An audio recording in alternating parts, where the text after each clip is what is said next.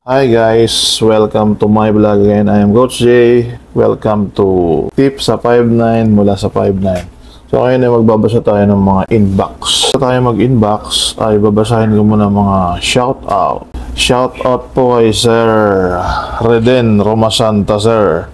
Haydong po, Sir. Shoutout din po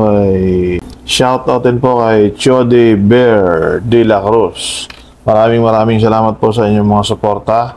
Yung mga gusto po magpa-shoutout ay i-chat nyo po lamang at atin po kayong i-shoutout sa susunod na mga video. Ang babasahin ko pong inbox ay itong mga latest video. Okay, ito si sabi ni John Paul Martinez, Sampaguita Vendors. Tingin ko, sir, makipag-coordinate sa barangay official. Tapos, ipatawag ang magulang ng mga bata, bigyan ng DA. Hindi ko alam yung DA, disciplinary action. Pati ang magulang, basta good approach lang, depende naman sa post, sir. So, kung bibigyan mo ng DA ang magulang, anong sanction naman? Disciplinary action yung DA, di ba? Depende siguro yung kung may pinalabas na kautosan yung barangay na huwag pakalat-kalat yung mga bata kasi huhulihin. Huhulihin pati magulang. Dapat may ganon. Ang tanong, paano kung wala? Parang mga aso, di ba? Pag pakalat-kalat ang aso nyo, huhulihin. Nagpapalabas muna ng parang barangay ordinance ba tawag dyan? Dapat siguro may ganun muna. Mamaya ako komentan ko yan. Paano kung walang load? Paano tayo makakatawag, coach? Sabi naman ni Elmo Abalora. Yung jowa mo nga, lagi mo natatawagan. Yan ang problema sa atin. Pag sa jowa, may pang-text.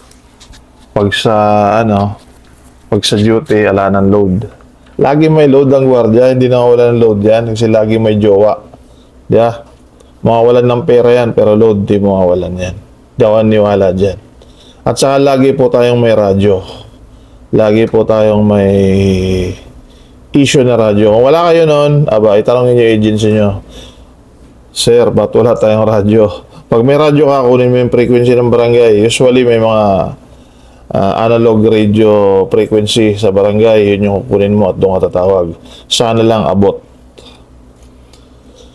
Lucero Leo, sabi naman ni Sir Lucero Leo, paano idol if may minor na di mo mapaalis sa EOR mo, then pag sinaway mo palaban pa o sumasagot sa iyo ayaw umalis, ano magandang gawin?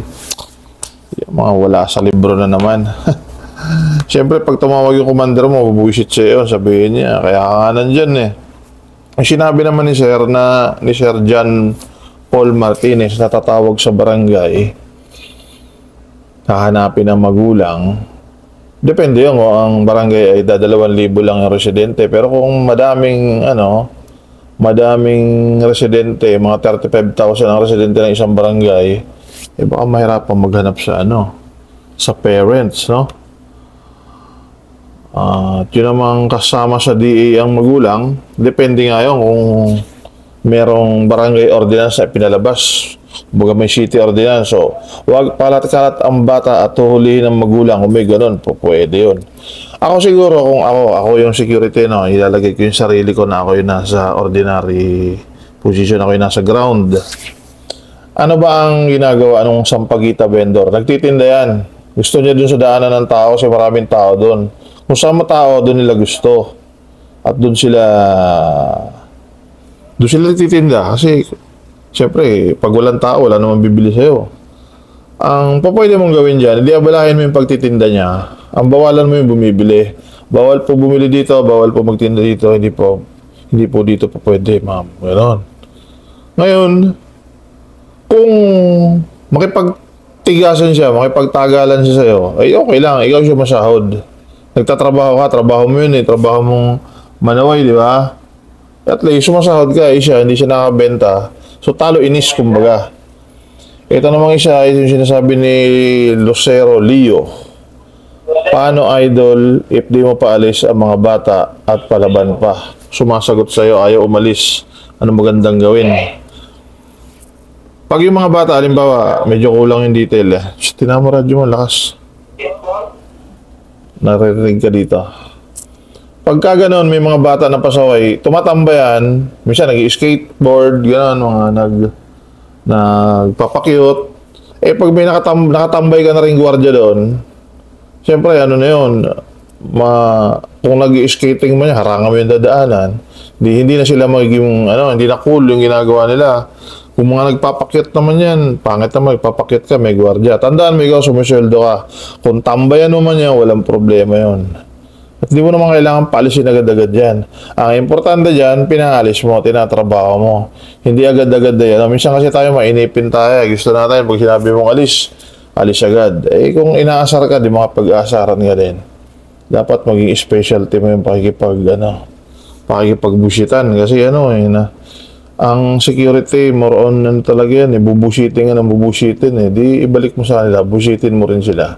Yun lang yung, sa tingin ko ay pwede nyong gawin na pinaka-first aid.